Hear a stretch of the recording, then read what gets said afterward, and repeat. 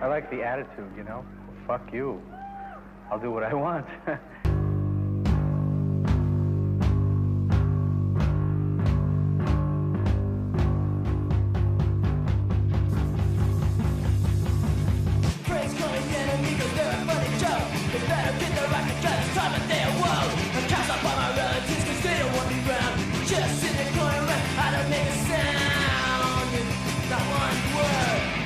There's never a scene without a club. But if you grew up in Orange County in the late 70s, early 80s, the Cuckoo's Nest was touring around Europe, for years and years after. You get a lot of questions. Probably the most important thing to happen in Orange County. Cuckoo's Nest. Tell me something about the Cuckoo's Nest. A lot of crazy shit went down there. People were just crazy into it. It was all about the Cuckoo's Nest and just all of the crazy, wild, zany times that took place down there. And the first gig that I played with Black Flag was August 21st, I believe, 1981.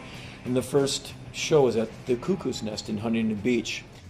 In the surroundings of, suburban comfort and, manicured lawns and these perfect houses and people in their corporate jobs, and the children of these people were just looking for some life. Authorities there make a point of depriving all the children who grow up in the suburban neighborhoods, which are massive. They were like upper middle class, successful families in Orange County, and we were kind of flying under that cloak, and no one really knew what we were doing. We kind of got away with murder, really. So some really good bands and some really good songwriters, world class, even as teenagers, in those bands. The concentration of people. And it's any suburb's a pretty frustrating place to be. You can't have an effect on anything. You've heard through the years the Orange Curtain. But Orange County was definitely that. You're behind the Orange Curtain. I grew up in the Huntington Beach area.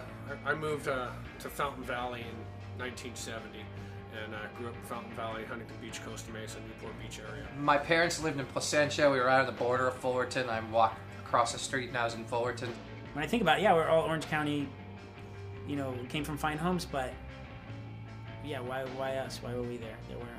There was other places to go. I wasn't from the beach. I was from Anaheim area. For money, I sold flowers on street corners. We'd be picked up in a van and then dropped off in these very remote areas. People would pull over, and I was robbed, I was beat up, because that was how the world treated me. My response was very agitated and very adversarial. It came from living in a place like Anaheim for a long time. Being picked on, and maybe that was part of my detachment, and I learned to live with it, and it was just no big deal to me after that. After school, it was just like shrug your shoulders and be tough and get on with it. Fuck the world. We're already aggressive, semi-violent, kids with nothing much else to do. And then punk rock was a perfect vehicle. If you were adolescent and angry and malicious and didn't know why, and punk rock came along and you're like, oh yeah, that's what I am. I'm a punk rocker. If you're gonna be punk rock, it means you better learn to fight, because you're gonna have to. You're gonna have to fight in unorthodox places, like coming out of the 7-Eleven. Two guys are going to come out of their car and go, what's up? And it's on. Punk was just in your blood. It was just something that you didn't plan. You didn't apply to be a punker.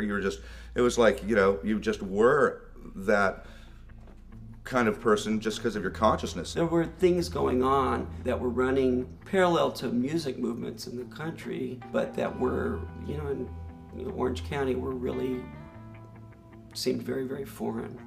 I don't think you could create those circumstances again. It was the beginning of the Reagan era, and a lot of young people, they're becoming politicized. We were from Orange County, and we didn't care. We didn't want to be bothered with, politics or agitators or whatever they were. We just liked the music. And sure, we liked the Clash, and they had some social conscience, but we didn't really take that from them, because we took as much as we needed, and we were just having fun. And because there was even no hope or interest, we're never going to get signed to Sire or Warner Brothers or something. We don't care. We just want to play. We want to make noise. We want to be wild. To go down to Huntington Beach was a bit of a culture shock. When you go through, the Orange Curtain. When in Costa Mesa, do like Costa Mesans would do. Burn it down. How did you end up a punk rocker? I didn't like being like everybody else. You didn't want to be a hippie? No. Different way out. Yeah. If everybody painted a face, then it wouldn't be anything different. Right. So, you know, It's like, I'm here to bum lives. I don't care. Me and my friend Carl, who lived on my same street, got into punk rock about 14, 15, 77, 78. We started listening to all that music. Dwayne Peters, he starts cutting guys' haircuts, you know, giving guys haircuts in the bathroom at the skate parks. And like overnight, there was this transformation. I mean, all of a sudden we were skate punks. It was a fucking real individual thing. It didn't matter what you looked like, what your hair color was. What it was you. That's what he decides to be. And we picked all of this up from, say, our brothers, our older brothers who were surfers, or some of us who were skaters. You know, I heard about it at summer camp, and I when I got home, I asked my brother, "What's up with the punk rock thing?" I hear about it at summer camp. He goes, "Ask Steve Olson. He knows. He's already into it." You would have, I know I dyed my hair blonde or something. I met this woman from Hollywood, Miss Mercy, and she dyed my hair, and I was like pretty happening in the whole skateboard world, and that kind of flipped them out. Like, whoa, what's going on? And then all of a sudden it was like, you know what? This is what's going on. You old hippies have to stay in the back now because you never knew what was going on in the first place. I think it's really neat because it's just people doing what they want to do. how come you didn't become a hippie like other people? I don't know. I started in 1974 playing bass. I was in basically a cover party band. Everyone else was saying to Aerosmith and Ted Nugent and stuff like that. I had a neighbor that was like an oddball, you know. Through him, that's how I met Mike Paulman when we started Agent Orange. I mean, we'd go to house parties and we'd just go to practice our studios and then just come back home late, hiding from our parents, sneak in, go back to sleep, go back to school. In the beginning, it was house parties, you know, something that's just basically unheard of nowadays. It's one real downfall of the youth of today is they'll never really experience that raging 150-person, 3-band, 5-kegger house party when your mom and dad was gone. To go see punk rock, you know, in Orange County, if you grew up in Orange County, you could hear about a party. You might go see the Crowd at a party, or you might see Vicious Circle at a party in the early days. There's this man that decides, for whatever ridiculous reason, to set up a club in the middle of Orange County for a bunch of kids that really didn't deserve one. You know, it was helping try and launch a new sound, a new scene, a new attitude that by necessity had to blow a lot of the weak and square and boring 70s music and dumb blow-dried hair on both sexes and everything out the window. Jerry had opened up the club up the street called the Cuckoo's Nest, and it was still rolling along with your more mainstream rock bands at the time, you know, top 40 dance bands, things like that. We'd ride up to the club and just pound Jerry for a gig, you know, let us play, we'll bring people in. We didn't know what we were doing. It was just the blind leading the blind. It was just Jerry Roach calling, "You want to play the Cuckoo's Nest with the adolescents." It was just one of those things that one night showed up there and there was something going on and just kept on doing it. I think I was 17, but I had my brother's ID, so I could get in. When Tony and I first met, it was the first time I went to the Cuckoo's Nest. It was the Go-Go's and Iggy Pop, and I couldn't get in because it was 18 and over. And I mean, I know I got in a lot of times when I wasn't 18, but that night, that was what we were told. It was 18 and over. I was 16. It was my first experience with a fake ID, and it worked because you know, what did they care? It wasn't that big a deal. It was a good venue to shoot pictures in because it had a tall stage. I mean, a lot of punk shows had a 1-foot stage or something like that, so the crowd was just mixed with the band, but that stage was tall enough to isolate the people and be able to do photographs there. It was a party. It was moving 100 miles an hour. There was no road map. There was no list of things to do today. Cuckoo's Nest was one of those places that helped ignite the Southern Californian punk rock scene, which in turn helped ignite punk rock music and independent music all over America, because it was a very sexy scene.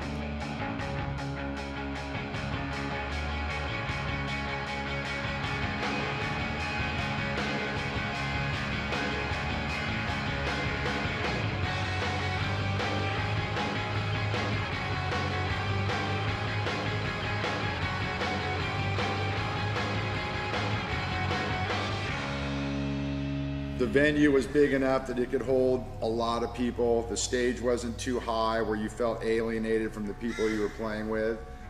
The blue clouds, the stage, and that was what's like, you see pictures today and you can just, wow, that's the Nest.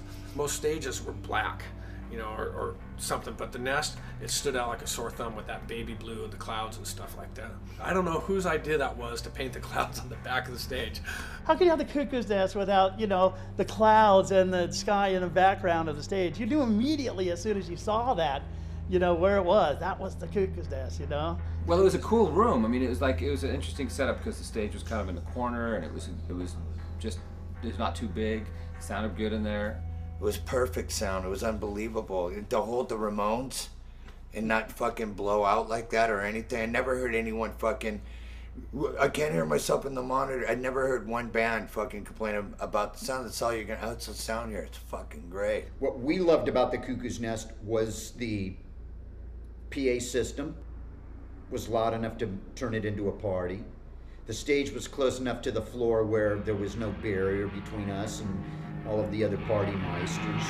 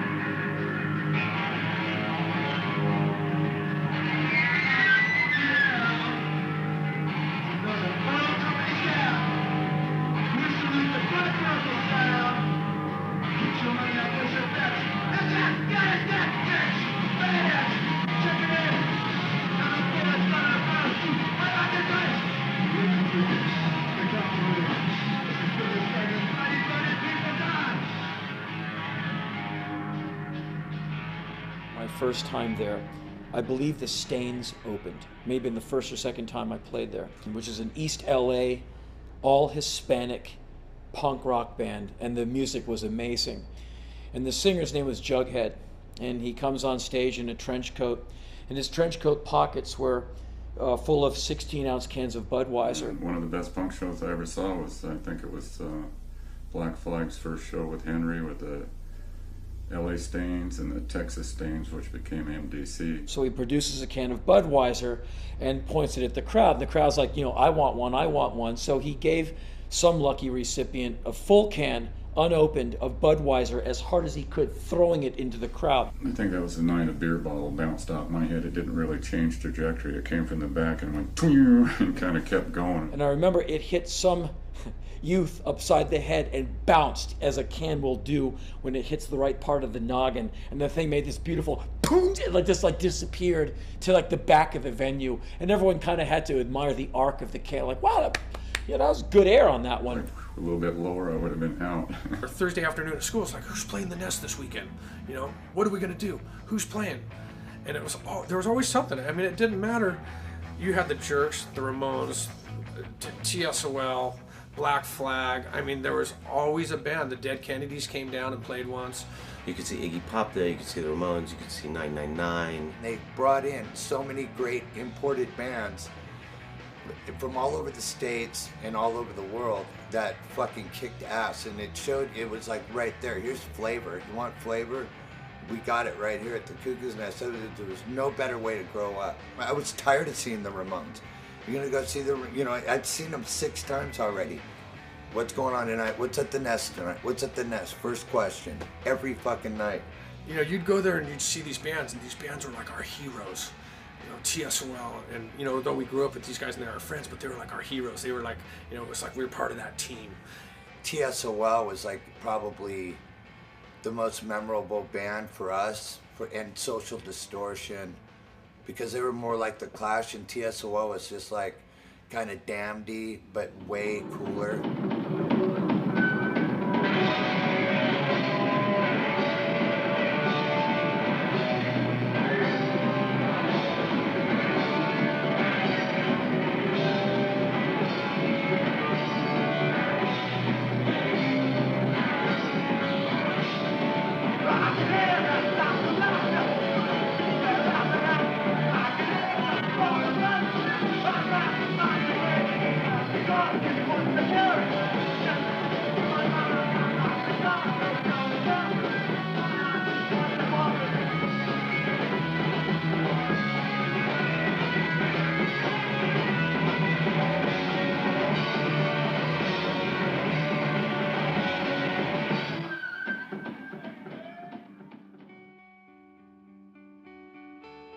I was newly married, and I had to, make money to feed my family, basically. And I had to find some kind of job, so I was selling real estate, and I sold a big restaurant to a guy who was in the business. So he heard that I had a bar when I was younger, and he asked me if I'd like to have a bar for my commission rather than the commission. So I quit being a realtor and I became a bar owner. When we very first opened, it was meant to be one of those meat markets, boy meets girl, put a band on that plays all the hits, people dance, but there was another bar called Jaws, and the hot movie was Cuckoo's Nest, so just name it after a movie for no particular reason. And to me, it was as good as another. It didn't matter. It had no bearing on what was to happen. The fact that it turned into a Cuckoo's Nest. No, we didn't like Jerry. He's a hard-nosed dick. I was the businessman of the band. I saw that we sold the place out. I wanted more money. He didn't want to give me the more money. For a 16-year-old who saw a lot of money coming in, and we felt like we should be paid, a decent amount of money. We found out from the circle jerks and other people, they were making more money than we were. So we want to make the same money as circle jerks. And well, just get down here and complain. And we're like, well, no, not now. And then we fought for a little while. I remember that. Jerry is in the room with us right now, so we won't say anything to denigrate him, but he was a real tightwad son of a bitch. And to get money out of him, you might as well go in with pliers and say, I need your molars. We felt that, all the way down the line, that there were things that were due to us that we weren't receiving. So, there was a certain amount of animosity and hostility towards the club itself, which is rather ironic, since it was the one place that we could go that would offer shelter.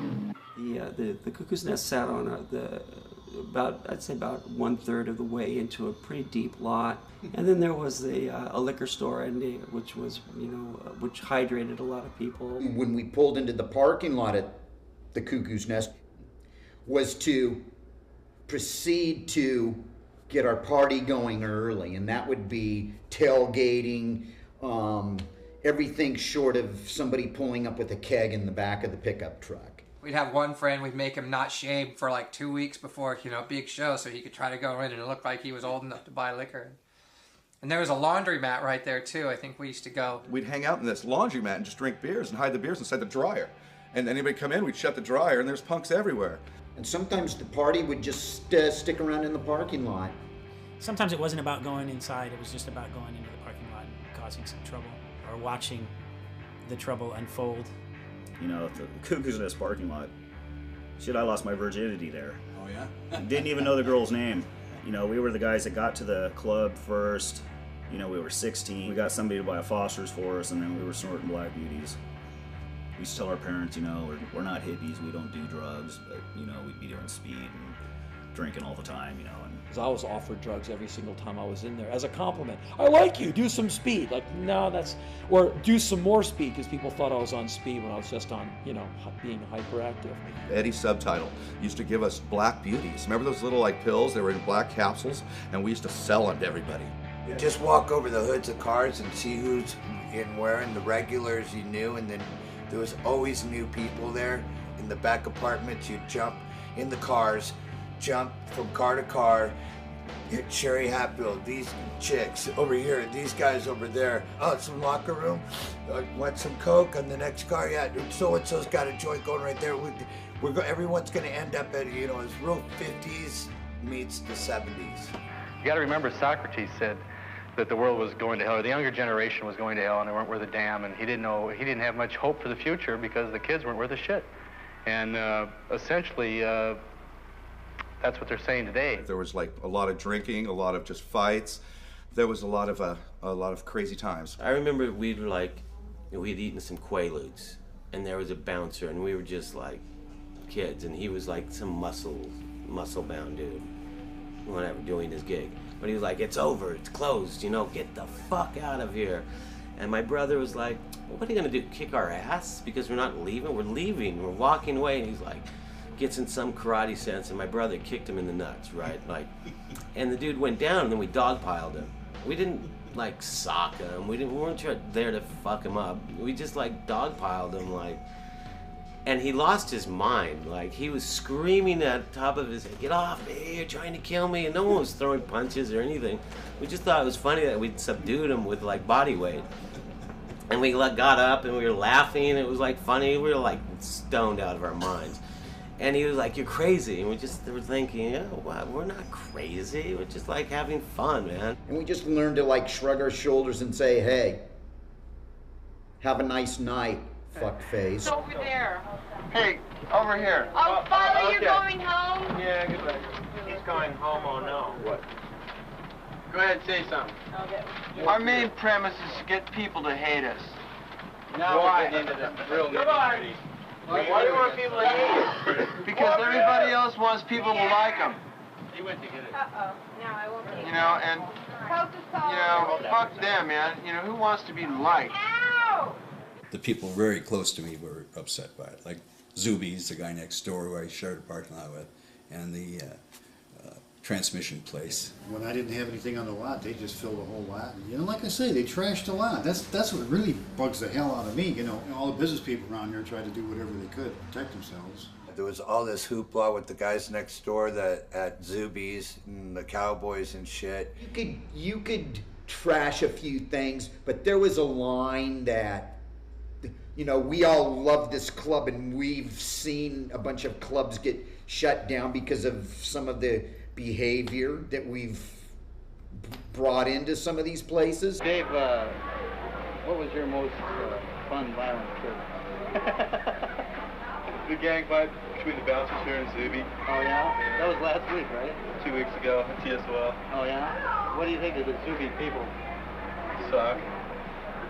Everywhere T.S.O.L. went, blood followed. In the parking lot, on the dance floor. Amazing band, but their audience was trouble. Went beyond what some other people would do in some cases. I guess T.S.O.L. got their equipment by scoping out a music store and smashing the front window, and each knew what to grab, and then suddenly they could play music. It's okay by me. Every time I try to walk by there, the Cowboys try to butt-fuck me there. They told us that fucking these are shit kickers and we're not allowed to wear them. Oh, yeah?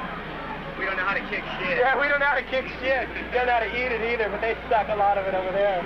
We truly believed the etho and the ideal.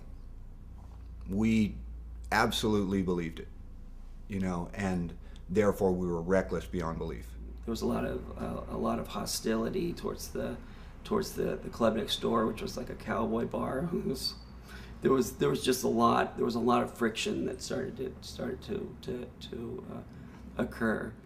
You know, you're devos, and oh, why you look like that, and you're un-American.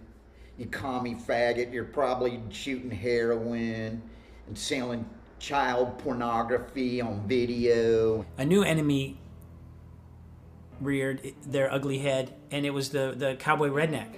The Southern Californian redneck, who is very well fed, very big, very able, and wants to indiscriminately punch the living daylights out of anything that looks like punk rock. And there they were at Zuby's, sharing a parking lot with the Cuckoo's Nest and the punk rockers, who were already dressed to challenge everybody. You know, they were looking for an enemy of some kind, and then they found it right there in their parking lot. I mean, it was Orange County. What enemies is a redneck going to have? So they found us. It was pretty frightening. I mean, I know for one, I was only like 16, 17. I didn't want anything to do with it. I mean, punks aren't doing anything that bad. And the cowboys, not to mention the cowboys at Zuby's, hating the punks, antagonizing them and calling them names for no reason and stuff. Of course, the punks would retaliate, you know, like anybody would if you said, you know, you're ugly, I hate your guts. Somebody would say, you know, no, I'm not, and like wonder why they did it, you know. Like these cowboys like came out about 5 strong. They're all, hey, you homosexuals. They're all, you know, sitting around, and we're all 20 punks running around the corner. The cowboys turn, run back into their club with their tails behind their legs. 20 beer bottles crashing against the door they just ran in. Just like a barrage of hand grenades in Iraq. It was like oil and water in that parking lot where we had the hard hat guys and we had the punkers. And you can imagine it in the evenings, you know, they're coming to dinner with their families and these guys are coming to raise havoc. Yeah, what do they think of the punks? They don't like them. They don't? No, they don't like punks. What do they do? Gawk at them, call them names, get into fisticuffs with them. They generally started? Yeah. Yeah, they generally start a lot of the problems. Invite them over to watch this movie. All you folks at Zuby's can fuck off, man. And the Cuckoo's Nest had the potential, not only these cowboy ass-whooping jock types who will fight anybody, they'll fight the security. They were ready to go. I'd say about 3 or 4 months ago when this big cowboy guy. How big was he? He's about 6'8". He got jumped by a bunch of punk rockers, so he said.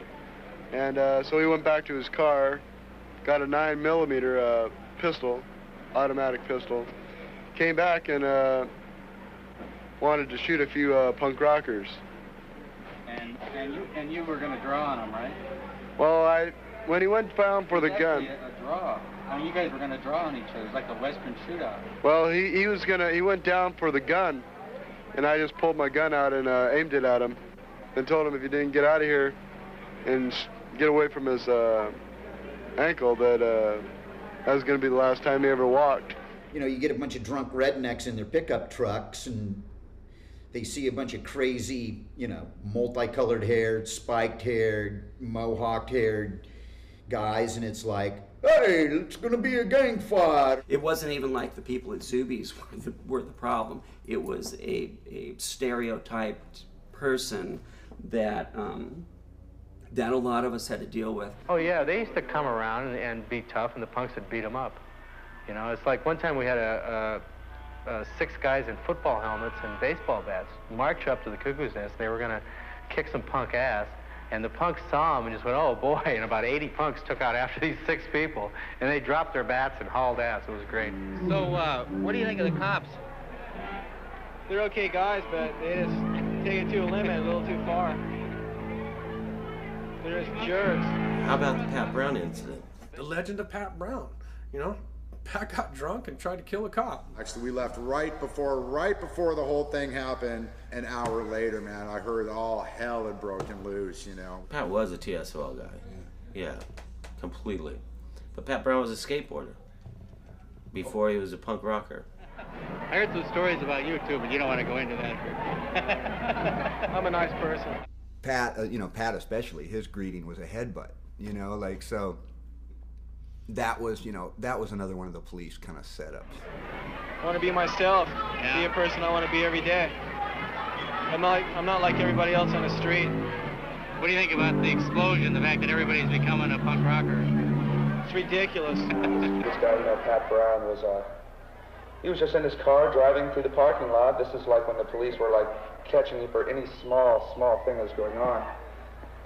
And Pat was just cruising, and he had a beer. He was just drinking a beer, looking for a parking place, whatever he was doing. And all of a sudden, this cowboy guy dressed as a cowboy, he stopped. You know, Pat stopped, and it's like this cowboy-like looking dude. You know, Pat was ready to have the guy say, "You're a punk, I hate you," and Pat would have killed him. You know, but he just like, he goes, "I'm a policeman," just like that. You know, and then Pat just like, he like reached in his car, and like I guess he tried to turn off the car, or tried to, I don't know, choke him, or who knows what the cop was going to do to him. But like Pat just like punched. You know, if you're in a car, you know, jet too.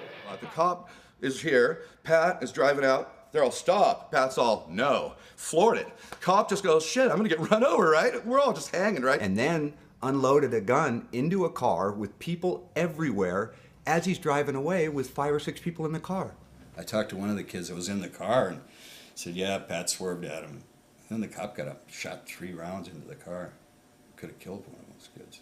We're all, somebody's got a gun. We're hearing these pops going. I guess the cop fired a few shots into Pat's car. He wasn't the same after the cops worked him. He beat him pretty bad. Yeah, he was never the same, and that was the craziest thing to ever happen. I mean, our friend, you know, pushed these undercover cops out of his way and drove his car over them and ran off. Once you take a car anywhere near a cop, they're gonna fire shots at you, and there's gonna be no litigation about it. There's gonna be no inquiry. Yeah, I think we all knew that. I think Pat, you know, "Hey, they're firing shots at me." He wasn't sitting around going, "This is outrageous. There's going to be litigation to be. This is a violation of my civil rights." Pat was a very unique person, and you know, God rest his soul. Rest in peace, Pat. Pat Brown he fell off his bicycle, hit his head on a rock, died. Pat, wherever you are, punk rock heaven. I mean, they shouldn't start fights instead, just having a fun time. Why go to clubs and have fights for no reason? Beat one guy because he has longer hair or something. It's like Jack at T.S.O.L, he has long hair. He doesn't start fights with anybody. He's a hippie, and down in his heart he is. It's like Ron and Todd. Todd loves Judas Priest. He's a hippie. I know, he told me he was going to go see him. I couldn't believe it. He's going to see Rush, too. Look at his band. T.S.O.L is a rock and roll band. They're not no punks. They're out to make money. They don't even like punk rock. There's no such thing as punk. Pat Brown, driving into the ground. Pat Brown, tried to run the cops down. Pat Brown, running into the ground. Patrick, Edward Brown, tried to run the cops down. Patrick, Edward Brown, tried to run the motherfucking cops into the ground. Well, Pat Brown. If you didn't dance when the Ramones were playing, we'd jump you. It was just like, this is the fucking, you know, these are the rules. You gotta dance the whole time. Jump around, get sweaty, scream and yell, guzzle a few drinks, go back out. All going up and down, then you kind of bounce sideways and run into the person next to you, and that's still cozy and fun. And then some people decided to skip the up. When the dancing went from pogo, which is one thing okay, we're in the pogo, we're pogoing, everybody, I'm only 16, everyone's scary around here. And then all of a sudden it went to what later was, I guess, coined by the LA Times as slam dancing, when it went like that, and it was this, it was punching. You know, it was dangerous. You didn't know what was going to happen to you. But it was a toughening up area for fighting anywhere else. The thing about seeing the punk bands there, by now they were starting to do the slam dance and do the moshing. That was the part that really just got me, was seeing this physical contact and seeing these people just bashing into each other. All these guys. Occasionally you'd see a girl there. It was pretty much a guy's hangout, and it was just electric. The slam dancing and all that stuff started there.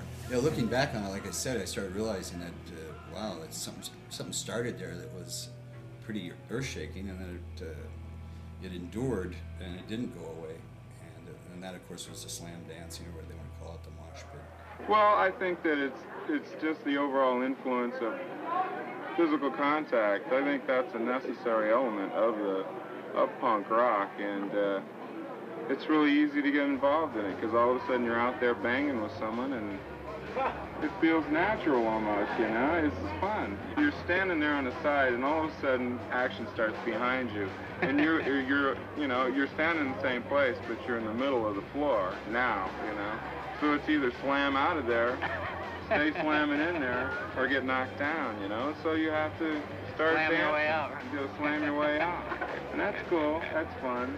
Though you're bouncing up and down and sweating it up and running into each other, ultimately, no one's trying to hurt the other person at all. I'll never say that I started or invented slam dancing, because I've seen monkeys in the zoo running around, swinging their arms back and forth, you know, being all crazy. But my style was pretty running around, arms flailing, legs in the air, microphone.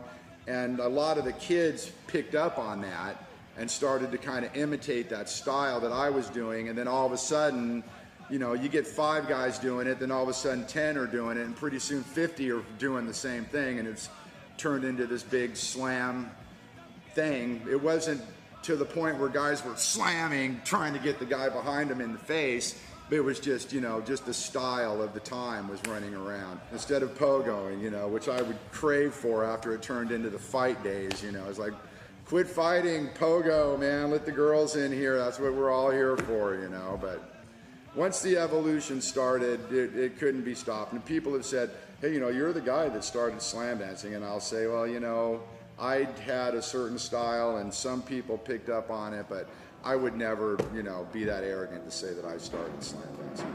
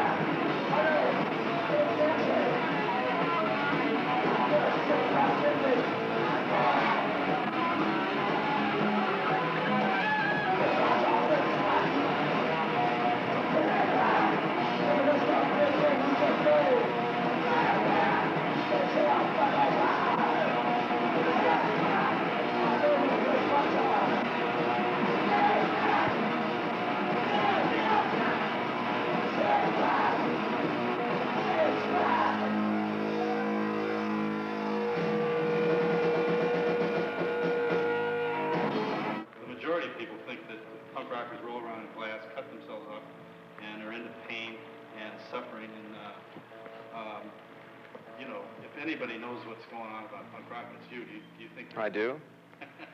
Well, you have a good vantage point. Well, when I play, I don't really look, to be honest. But they're certainly not out there to get hurt.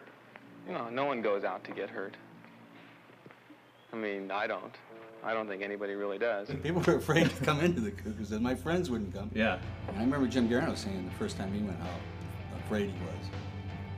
And that was kind of part of the early thing was nobody knew what was going to happen, and so there was an element of fear because you couldn't predict it. Yeah, he'd kind of walk around on the edges of the mosh pit, and he'd kind of take me along with him and go, see, they're not indiscriminately pulling people in or beating people up. It's just the people that are within that circle. They're all part of this little club, and like fake violence. Yeah. Fake violence. It was really an athletic kind of release, really. I mean, it was like football off the field.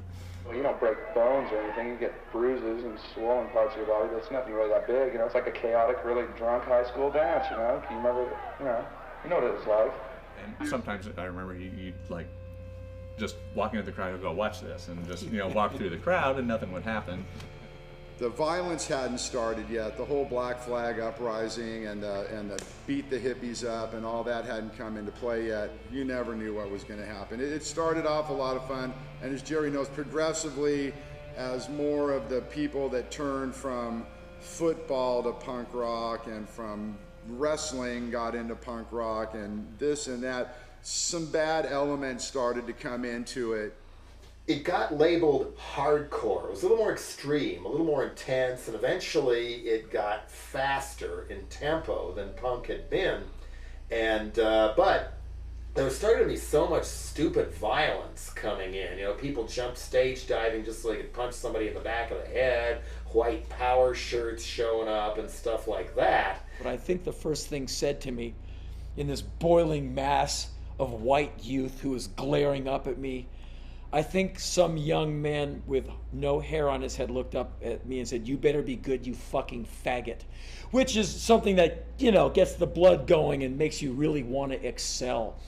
So the fear of failure, which would probably mean being dragged off stage and beaten, I sang my ass off. It was a period of time when a lot of the football jocks from high school that shaved their heads would come in, and they thought punk was just about violence and beating people. And that's when the scene started kind of turning towards the negative. It was still fun to play on stage, but when you look down into the pit, it got very frustrating just to see guys just pounding the living crap out of each other when they're supposed to be there to have a good time and have some fun with some bands that they like. I was always relieved at the end of every show that no one was seriously hurt, you know, or no one, you know, although it looked like holy hell. Yeah, after each song, no clapping. Just, all right, what else you got? We have to beat the crap out of each other, and you're the soundtrack, and you're lucky. I guess the acknowledgement that you're good is we're not going to turn on you on the stage. We're gonna keep beating the crap out of each other, and you just keep playing. The Nest had everyone from all over coming in. I mean, and it seems like when the Orange County kids and the South Bay kids and all the kids got involved with punk rock, it got a little more violent, and it got a lot more intense and hectic. And I remember this one particular night when Black Flag was playing at the Cuckoo's Nest, and I had walked down to the liquor store to get something, and when I returned, I came out of the liquor store, and there's a man laying in the driveway, and he had a hole in his head and blood coming out of both of his ears. And I picked him, you know, kind of cradled him, put my leather jacket over him. He didn't really know what happened. And, you know, the paramedics, police, there was tons of cops. And what had happened is this older man was at the laundromat down from the Cuckoo's Nest, and he was intoxicated, and he pushed a girl. She had told somebody, and then like 17 skinheads came down and jumped the guy and beat him in the head with a 12-pack and just beat the guy. And I heard he later died that night. But that was about the turn for me when I kind of got out of the scene because I was tired of all the violence. At one point, the singer guy, whose name I don't know, he picked up and either swung the mic stand or threw the mic stand, and the base of the mic stand hit a girl squarely in the head. She didn't see it coming. She had no need to be hit by a mic stand, and it hit her solidly in the head. It's like someone pulled a string out of her. Her body hit the ground, and she went into these spasmodic convulsions, and everyone kind of stopped. It was such an awful sight that you got nauseous looking at it. Like, is she gonna die? I started walking down the street, and people would threaten me, and I had face-offs and fights and things like that in the street, and because people realized what it was connected with. And it was getting big enough to be a threat. Before it was a threat, someone could laugh it off. When it became something that looked like it was an actual replacement for what other people were doing, that what other people were doing was lamer and that it was basically tired and old, then those people respond in like with, it's like they put a culture tariff on it. They try to get rid of it. You know, they go, okay, this is, well, I can't assimilate into this, so let's stop it. I've invested years in my Led Zeppelin cool, so let's, keep Led Zeppelin the happening cool so I can still get laid, and I can still be cool, because when it goes out, I won't be cool anymore. Culture is a living, breathing thing, and any attempt to pin it down is futile. The police didn't really know what we were doing there. They didn't understand they didn't understand that they had a youth movement going on that was really a lot. That was something that they didn't recognize. They would pick certain people out by the way you looked and your appearance. And I think it was my brother Jay and we were riding our bikes around and got pulled over, and are you a punk rocker? And I said, well, of course, yes, I am a punk rocker, and very proud of it, and so is my little brother, and they proceeded to put us down on the car and spread us out, and at the time they were mug-shotting everybody, and then they would keep a file of any vandalism or any acts like that they could go through. And then at the time, the Huntington Beach book was, this was like 1979 or 80, and it was already fat, because they would, anytime they saw something a little bit out of the ordinary, they would just pull you right over and give it to you. There was a lot of fear for punk. The media grabbed that and really fucking twisted it up, and it wasn't good for us with the cops. It was the punk rock file. Everybody was on it with different color hair. Every time you went to the police station, you'd see your picture, and all these, man, I haven't done green hair in a while. I haven't done it. You know what I mean? You have fun with these cops. They were very paranoid of the scene. There was always cops out front. Cuckoo's Nest, there's something going on over there. They'd have 20 cop cars over nothing. You know what I mean? And it just, and everyone's drunk. Let's fuck with them tonight. And that's how pretty much anything got started, and then it would escalate. Riot. Well, they went there and caused the riot because they wanted to practice crowd control. And really, it was just kind of a bunch of kids, so it really wasn't that dangerous for the guys in flak vests and helmets and sticks. But, you poke the dog with a stick, and you're going to get the required effect. Once you fuck with the Costa Mesa police and the Huntington Beach police, you're biting off more than you can chew. They always win. The Costa Mesa City Council tonight voted to close down the Cuckoo's Nest Rock Club, the only punk rock club in town. Ross Becker has the story. For the young people in the audience at tonight's council meeting, the issue was the survival of punk rock and their place to enjoy it. For the management of Costa Mesa's only punk rock club, the outcome of the meeting could mean the survival of their business. The city council had to decide if the stories of bottle throwing, fighting, vandalism, and underage drinking at the Cuckoo's Nest are true. The owner of the Cuckoo's Nest told the council his club is being harassed, that he's tried to cooperate with the police and the club's neighbors, but he said there seems to be another reason for what he calls an assault on the social phenomenon.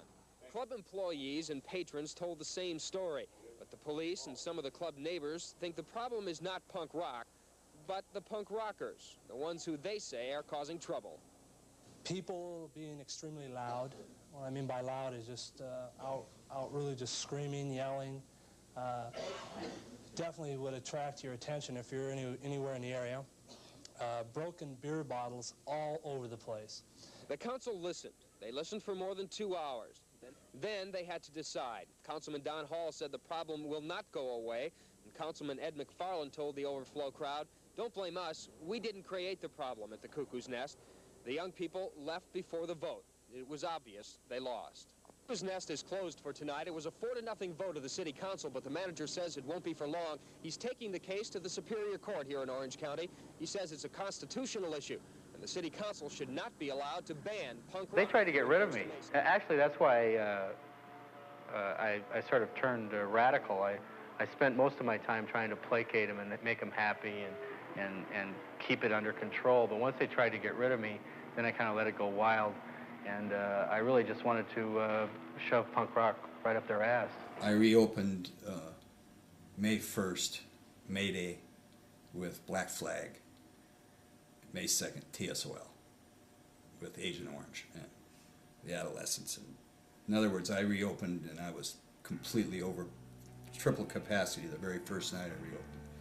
Basically, I knew once the city wants you, they're going to get you, so I decided to go down swinging, So the cops not only, they wanted that venue gone. They saw Jerry and his venue as a big problem. It was something that was potentially out of their control. And the cops sought to control Jerry and the club and this music, this youth movement that was so powerful. I mean, you do enough crazy things and you bring enough exposure to yourself, you're going to end up paying the price. The writing 1,000 tickets in 3 nights, when they go to the board meeting, that looks real good. Like, the board members are like, oh my God, it's a crime wave, we must shut it down. But the dancing, I think, was the final thing, which might have been as simple as tapping your foot, because he didn't have a permit. It was just like, new rules, you can't, you need a dance license and we're not going to give it to you. So I basically, eventually, they started arresting so many people that people quit coming anyway. But to call it violence, where somebody's getting killed or something, is pretty ludicrous. I mean, it stems from somebody on the outside trying to sensationalize it or trying to simplify it. Jerry got closed down for the dancing was, I think, the final Achilles heel. That's the way they found it. We'll get him this way. The officialdom wants things to stay the same. They want things to run smoothly. They don't want these hiccups of unexpected, unpredictable behavior. And pretty much, as long as you've got teenagers on the planet, you're going to have that in some form or another. It's like illegal or something, or it was illegal, and you felt like it was illegal when you were doing it. That's what really got me. I would have probably fought longer if I still had the people, but because of the mass arrest, it became really more than a game to go there. Now it was you could go to jail, and it's well documented that they arrested hundreds. Big sweeping. They arrested me in one of their sweeps. They arrested a lot of people for jaywalking. One guy got it for not cramping his wheels against the curb. One guy got it for not wearing eyeglasses. Well, his license said he needed to wear eyeglasses. Eventually, the word was out. If you go to the Cuckoo's Nest, you might get arrested before you get inside the building. I mean, they were ready to literally take on the entire audience. They had 25 cars there, and they were all lined up outside, in full force, and they had the 2 cops in 2 formations outside so that they could come into the parking lot without being outflanked, right? And put a pincher on the audience that was, as they would come out of the club, right? And the people who were still in the parking lot. And they were ready to do that. They were ready to close the thing down and basically, physically take on the entire audience. Yeah, back then there wouldn't be like a punk rock benefit to save the Cuckoo's Nest. That would have been weird. We would have thought, what's Jerry? He owes me $50 or something like that. I don't think anyone would. But today, if it was a club shut down today for 5 seconds, there's a benefit. It was fun. I mean, those days were fantastic. I don't think they'll ever happen again. Not for me. Aren't they happening right now at any other clubs? Well, there's I don't know, maybe this will be the first time in history that the authorities and the powers that be will, stamp out a fad by repression. But I think it just makes it stronger.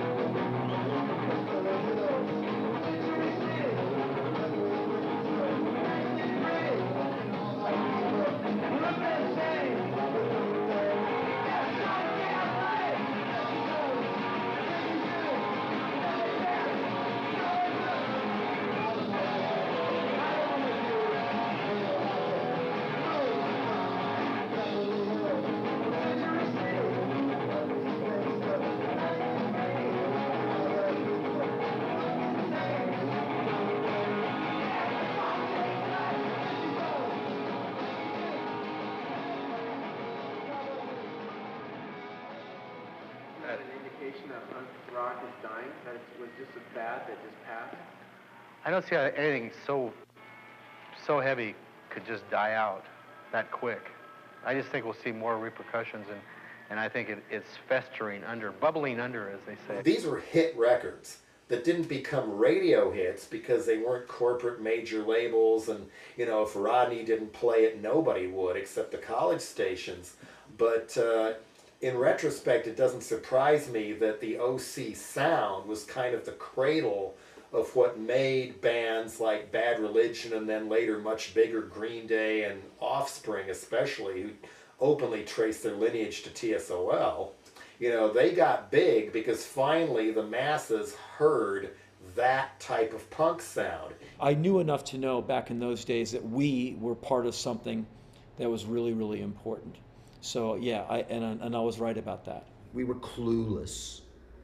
If anybody says to you from our group of bands and musicians and people that, yes, we knew that this was going to turn out to be as big as it is, and we knew that the Warped Tour was going to start because of this, and we knew that Green Day was going to sell zillions of records because of this, and Blink-182 and New Found Glory and all of these other Paramours and all of these other bands, they're full of shit. They can go fuck themselves because they're 100% wrong.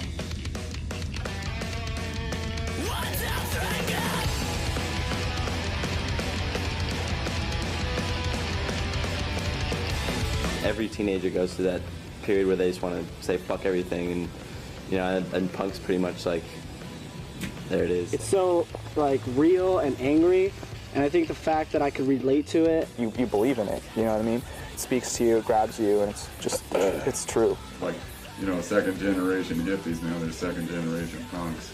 It's like they could be into a lot worse stuff, so I can't blame them, but it's kind of funny. The kids are now like 12 years old with my band Black Flag shirts on, asking me what life's all about. And I don't really know either, but I have a great time trying to pretend I do. We were like 12, 13, listening to like Black Flag and the Germs and like all those like T.S.O.L, all that kind of stuff. T.S.O.L, Black Flag, Circle Jerks. A lot of people are claiming punk rock, and I don't care. I mean, people could say they're punk or whatever, but all I know is, for me and for us, like if we play a show at the Vault, well, we're gonna have like EI play. And then we're gonna have the Diffs play. Old punk rock, dude, groundbreaking shit. I feel indebted to them. It's same struggles, same pissed off about what's going on. I mean, people now call it old school punk, old school hardcore. There wasn't any school back then. That's ridiculous. We were blowing up the school. I'm very proud of the role Dead Kennedys played in burning down the Hotel California. We're the Vietnam vets. You know what I mean? You can go buy a Skull and Crossbones t-shirt now because we were doing it then. You have everything from whatever, the Warped Tour, which I'm not putting down. I'm just saying everything is kind of for-rote and all the highways are paved. When we were there, it was kind of like dense underbrush. You kind of hacked your way through. The legacy, as far as I'm concerned, is not really that big of a deal. I'm just always amused, I guess. I just smile when I see somebody, you know, walking down the street with a mohawk. I mean, it really was a statement at the time, and it really did cause these people a lot of, you know, personal hell that they went through to dress like this and to act like this and do those things. They got stopped on the street and beat up. In a lot of ways, it's the same scene with a bunch of new kids. They're singing about Arnold Schwarzenegger, not about Ronald Reagan. And so it works for me, you know? I mean, it sounds like punk rock. It smells like punk rock. I think it is punk rock. When you went to a show, it was electric and alive, and you didn't really know what was going on. Although, I wonder sometimes now, like, if the young kids at some of the shows don't still feel that. You know what I mean? It's not fair for me to say that it doesn't completely exist, because it may be still, like, electric and exciting and new, although it's not as new as it was, because it really was forging new ground.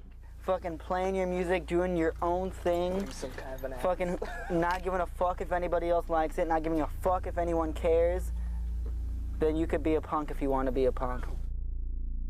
I was intertwined with the Cuckoo's Nest. There wasn't much difference between Jerry Roach and the Cuckoo's Nest, so it was always personal. And Jerry always had this really kind of lighthearted approach to the whole thing. It's like these were kind of, you know, people that he really enjoyed watching, and just the whole scene was intriguing. I don't think Jerry had to fight it as long as he did. I think he did it because it became personal, which made him one of us and not one of them. So I think, you know, although we were adversaries when they were kids, when they grew up, they realized that I was really okay. If we were out in the parking lot, there was a problem, Jerry would come out and walk us in, open the door and say, "Get inside. I don't want to see you guys get arrested," which was, you know, very parental of him. In retrospect, I think that he was absolutely bonkers and mad for doing it. The overhead, the risks, the damage to one's psyche, it couldn't have been an enjoyable time to have, you know, 30 guys like me just, you know, angry and bitter and you know, and tearing into this man. But it was what was going on, and he took it all, you know, he took it all with stride. Jerry got a bad rap, and there's a lot of people that talked a lot of shit about him over the years from the bands because they thought they got ripped off. But, you know, I think then you might think that, but then you got to think about all the bills, you know, the lawyer fees that he probably had to pay for all the legal troubles he was going through. And, you know, there wasn't, how much money can you make when you're playing a show that costs $3 to get in? And, you know, okay, so 400 people show up. What, there's $1,200? How much money do you want? You know, the guy's got to pay his rent. And we didn't behave very well back then, you know, so I got to give him credit for even putting up with our shit, you know. We're always sneaking people in. We're always fighting with the security. We're always, you know, doing something. He was dealing with just all these menaces, and my band might have been one of them. Some of the shows were so sketchy and so stressful just for somebody to put on that I noticed a pattern, even all over the country, of how many underground punk promoters, especially the ones who were a little older than everybody else, were clinically insane. And to his credit, as I remember, Jerry Roach was always very fair to Black Flag. As I remember him as a guy who actually paid us. And in those days, it wasn't always the case. I respected Jerry as a business owner, and I didn't want to mess with him. You know, we were 16-year-old punks full of angst, and they're authority figures, but without Jerry, I mean, the whole Orange County scene wouldn't have been what it was. Yeah, Jerry helped us out a lot, you know. When in the early days, when the Daily Pilot and the Register and the LA Times were doing interviews about, you know, what was going on and if there was bad seeds or good seeds, I mean, Jerry always stood up for us.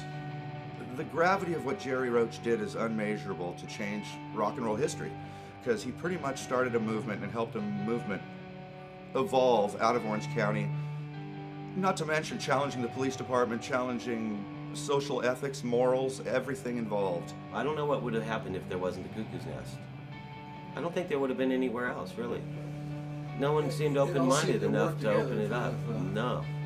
You know what I mean? I'm not here to suck the ass of Roach, but like you did, like give everybody, no, you know what I mean? Like now that you're a little older and you have a little bit of fucking clue.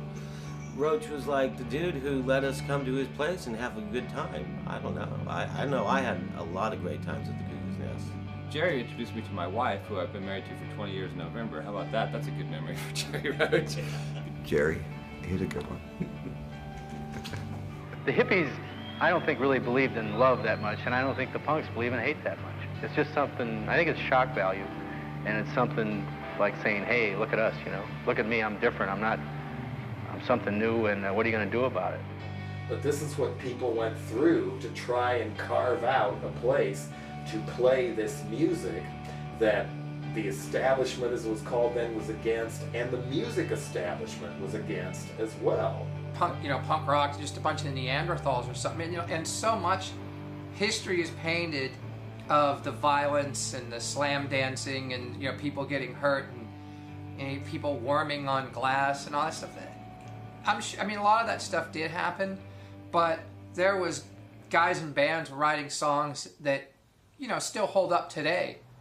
And we were all from this little chunk of this corner, and, you know, I mean, just if Fullerton alone had Agent Orange, The Adolescents, and Social Distortion. Who would have thought that 30 years later, people are still talking about this little nightclub the Nest in Costa Mesa, California, and it's legendary. It was a pretty magical time, you know, that little stretch of a few years, the late 70s, early 80s, where there was a lot of great bands.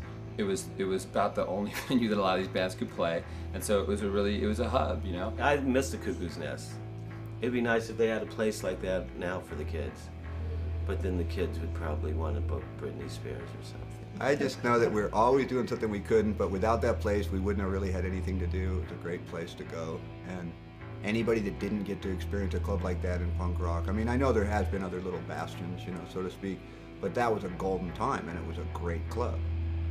Youth at its finest, and you know, looking back, and at the time it was so fucking adrenaline exciting, and just a new movement, and everybody felt like you could be a loser. We're just skateboarders, and you just felt like you belonged. You had a place to go, and the old ways were done. Okay, this is why we get beat down all day, is for things like this, and people came from all over.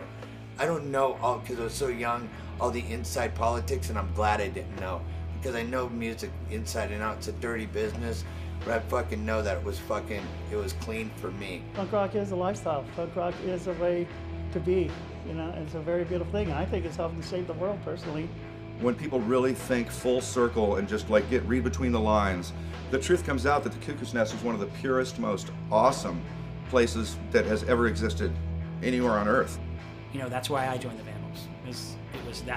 To me, this is what my kind of punk rock was all about. Man, we were having a blast, and there was all kinds of stuff going on. There was some danger, and the cops were there, and the cowboys were there, and we were going to sing about it, and we were going to tell the world about it. To be a participant in it was really, really exciting. And I know to be a club owner, running a club, and for the bartender, for everybody that was there watching this storm going on, it must have been a very intriguing, because there was nothing like it going on anywhere. You're leaving the town, and don't look back, man. You turn to stone. Let me ask you something. Was it fun? Oh my God. That was about the most fun job I've ever had in my life. Well, it's just exciting, isn't it? It was like nothing else. You know, I'm glad that I got to be part of it. And so I'm glad I survived it. I'm glad I had a chance to play there. And I'm glad it was my first time being on stage with Black Flag, because I came out of that 2 sets later figuring if I can survive this, man, I can survive anything. Now that I look back on it, it was really a cool scene that went down, and totally stoked to be a part of it. Jerry opened his doors and let us play there. The Cuckoo's Nest was an amazing spot. The Cuckoo's Nest is embedded in one of my honeycombs forever.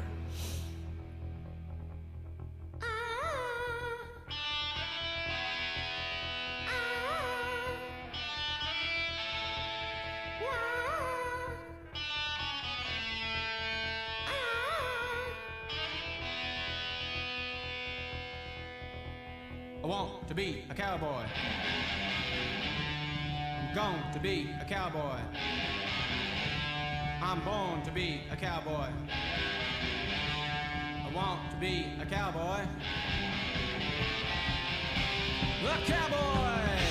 Uh-huh!